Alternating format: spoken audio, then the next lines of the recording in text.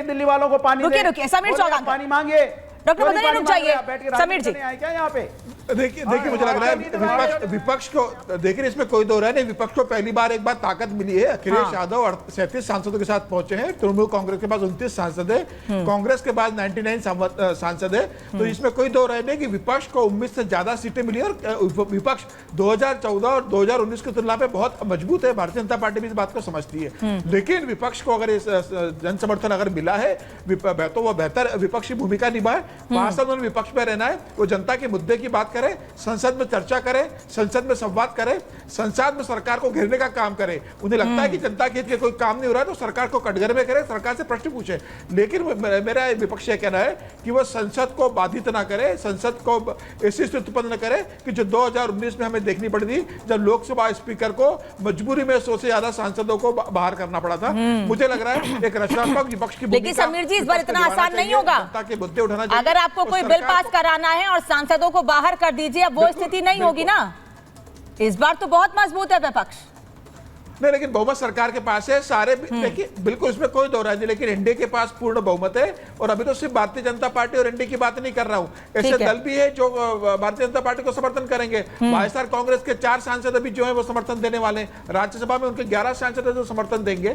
तो मुझे लग रहा है कि भारतीय जनता पार्टी और एनडीए के पास पूरा बहुमत है, तो सारे बिल आराम से पास करेंगे, सारे बिल आराम से पास करेंगे। लेकिन यूसीसी जिस पर सरकार बड़ी मजबूती से अपनी बात रखी रही है, उस पर कैसे चंद्रबाबू नायडू की पार्टी को साथ लेकर आएंगे, उसमें कैसे नीतीश कुमार को साथ लेकर आएंगे, ये भी तो चैलेंज होगा ना सर। जल्दी से बोलिए फिर प्रोफेसर स्वामी।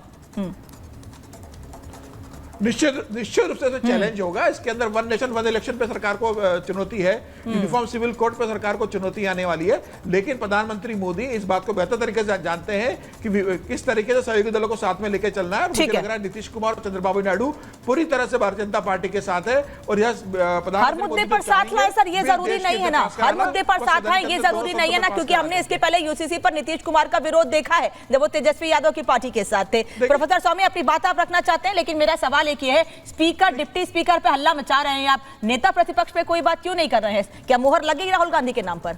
देखिए, मैं एक चीज आज विपक्ष के नेताओं को भी चेतावनी देना चाहता हूं। ये इस बार आपको अगर ज्यादा सीटें मिली हैं तो विपक्ष के नेताओं की वजह से नहीं मिली है, जनता ने चुनाव लड़ा है।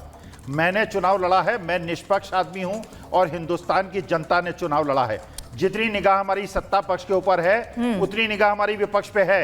अगर आपने किसानों के मुद्दों में लड़ाई नहीं लड़ी, अगर आपने बच्चों के मुद्दों पे लड़ाई नहीं लड़ी, अगर आपने सत्ता पक्ष को मजबूर नहीं किया कि हर चीज का जवाब दे और हमारी समस्याओं का समाधान न करे, हम आपको भी माफ। सारी बात समझ गए प्रोफेसर स्वामी। नेता प्रतिपक्ष तारीख में हिंदुस्तान की जनता पिछले 10 साल में जितनी परेशान है, आज कोई एग्जाम ऐसा नहीं है मेरे बच्चों का जो लीक ना हो रहा, बच्चों को सरकारी नौकरी नहीं आपकी बात से टोटली एग्री हूं। इतने ज्यादा किसानों के रास्ते में कीले ठोकी जा रही हैं। मेरे सवाल का जवाब दीजिए सर। जनता ने सांसद चुना है, सांसद संसद के भीतर मुद्दा उठाएंगे, चाहे वो नीट का मुद्दा हो, फिर चाहे वो मणिपुर का मुद्दा हो, फिर चाहे वो महिला सुरक्षा का मुद्दा हो, सर ये सांसद उठाएंगे। ये सांसदों की जिम्मेदारी। मुझे बता दीजिए नेता प्रतिपक्ष कौन होगा? इतना हंगामा कर रखा है, डिप्टी स्पीकर, नेता प्रतिपक्ष तो चुन लीजिए पहले। ये भारतीय जनता पार्टी संसदीय दल की बैठक में क्या मोदी जी को नेता चुन लिया गया? एनडीए का नेता चुन लिया गया, बीजेपी ने अभी तक मोदी जी को नेता नहीं चुना है। अच्छा, और आप प्रश्न उठा रहे हैं प्रतिपक्ष का। अरे मोदी जी बीजेपी के संसदीय दल की बैठक में आरएसएस इनके अगेंस्ट है, इनके अगेंस्ट 150 मेंबर ऑफ पार्लियामेंट हैं। मोदी जी संसदीय दल में नेता नहीं। जिस दिन नतीजे आए थे उसके अगले दिन ही एनडीए ने अपना नेता चुन लिया था। नतीजे आने के अगले दिन ही नेता चुन लिया गया था नरेंद्र मोदी को। हुई है, बीजेपी संसदीय दल की बैठक नहीं हुई है। तो आप ये कह रहे हैं कि बीजेपी अपना नेता चुनती नहीं प्रधानमंत्री? अरे कल बैठक हुई है, मतलब आप तो पार्टी तोड़ने की बात कह रहे हैं सीधे। अरे सूत्र बता रहे हैं सर, बड़े कमजोर सूत्र हैं आपके। फिर मैं कहूंगी चुनाव परिणाम जिस दिन आया था उसके दूसरे दिन भारतीय जनता पार्टी के संसदीय दल की बैठक हुई एनडीए के साथ।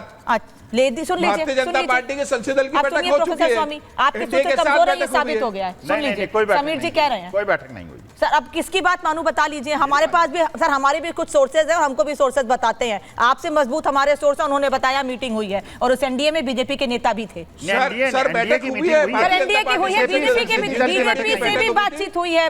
चलिए इस पर बात किसी और दिन करेंगे। सर अब तो प्रधानमंत्री बन गए, छोड़ दीजिए इस बात को, अब तो प्रधानमंत्री बन गए ना, अब संसद सत्र की बात करते हैं। श्याम जी देखिए, मेरा कहना है कि विपक्ष जो ये सारे लोग जो बात कर रहे हैं, चाहे अनुराग भाई भदौरिया जी कर रहे हों या फिर और भी लोग जो कह रहे हैं, मेरा कहना है कि विपक्ष यहीं पे मार खा रहा है कि अभी मुद्दा आया नहीं, शेर आया शेर आया शेर आया और फिर कहानी खत्म हो जाती है। हिट एंड रन का जो ये खेल खेल रहे हैं, ये लोग कोई मुद्दे को चुन नहीं पाते हैं, किसी मुद्दे पे लड़ाई लड़ नहीं पाते हैं। संसद का जो सत्र है उस पर तार्किक बातें न करके, सकारात्मक पहल न कर करके केवल नकारात्मक चीजों को और एक नकारात्मक मानसिकता के साथ पूरे देश को उलझाते हैं। जिन तमाम सवालों की ये बात कर रहे हैं, इतना जो किन्हीं चीजों पर आप देख लें तो इतना ज्यादा उत्तरदायी कभी कोई सरकार दिखी नहीं, इतना ज्यादा जनता के प्रति और मुद्दों के प्रति कमिटेड नेता मैंने नरेंद्र मोदी जी से ज्यादा नहीं देखा।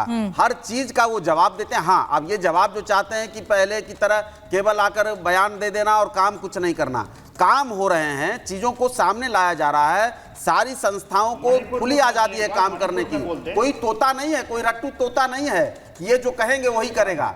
हर चीज पर पहल है और मेरी एक सलाह है, नेक सलाह है कि भाई देश को चलने दीजिए। देश को एक द्रुत गति से जो विकास की रफ्तार पिछले 10 सालों से चल रही है उसमें कोई गिरावट हम नहीं आने देंगे। और ये जो सिक्के का मतलब, अच्छा श्याम जी, ईमानदारी से बताइएगा, नहीं रुकिए, ईमानदारी से बताइएगा, अगर आपके नहीं अगर आपके नेता को, हाँ देखिए वो बात मैं आखिर प्रोफेसर स्वामी की बात से सहमत हूँ, और आज भी पुल टूटा है, उस आज भी पुल टूटा है और अधिकारी कह रहे हैं सर वो फेक है। सर वहां पर हमारे रिपोर्टर भी गए थे, वहां पर तस्वीर भी दिखाई थी उन्होंने बताया कि ये फेक है। कम से कम सोशल मीडिया पे मत जाया करिए सर, न्यूज चैनल देखा करिए, इसीलिए कह रहे हैं।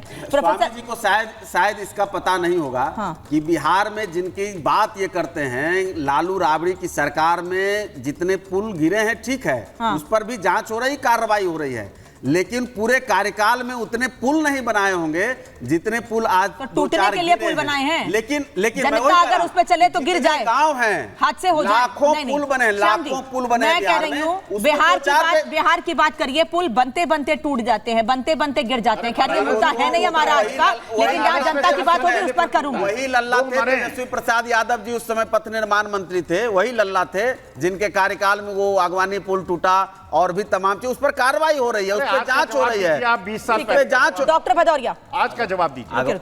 डॉक्टर भदौरिया, जवाब तो मैं आपको बता रहा हूँ। अब आप श्याम जी, आप चाहते हैं कि नहीं श्याम जी कह रहे हैं आप सकारात्मक चर्चा चाहते नहीं है, आप केवल नेगेटिविटी देखते हैं और नेगेटिविटी देखकर नेगेटिव माहौल बनाने की कोशिश करते हैं। मेरा अनुराग भदौरिया जी से एक सवाल है समझ के बाहर है कि भाई आप ये केवल बता दीजिए कि शर्तों के साथ ये विपक्ष की एकता की बात क्यों करते हैं? धरने पे नहीं बैठता अनुराग भदौरिया जी शर्तों के साथ विपक्ष की एकता की बात करें, फिर मन में कहीं साइकिल अकेले लेके भागने की बात तो नहीं है। आपसे मांग करता है कि महंगाई क्यों बढ़ रही है, डीजल पेट्रोल का दाम क्यों बढ़ रहा है, कर्नाटक में क्यों बढ़ा इसकी बात करिए। क्यों हो रहा है, कर्नाटक में क्यों 3 रुपया रेट बढ़ा, जरा बताइए आप। कर्नाटक में किसकी सरकार है, हिमाचल में किसने रेट बढ़ाया? हो रहा है, इस तरह की बात हो रही है। इंडिया में पर्चा लीक हो जाता है, कोई भी एग्जाम हो पर्चा लीक हो जाता है, नीट का हो, नेट का हो, चाहे। अरे डॉक्टर भदौरिया को सुनने दीजिए। अरे मतलब आप लोग स्टूडियो में तो बोलते रहेंगे, बाहर वाले की नहीं सुनेंगे, बेरोजगार है, सवाल नहीं उठेगा। अरे उनको चुप कराइए, मैं अपनी बात कह लूं। डॉक्टर भदौरिया आप बोलिए, आपको तो कोई चुप नहीं करा सकता है, मैं जानती हूँ, आप बोलिए।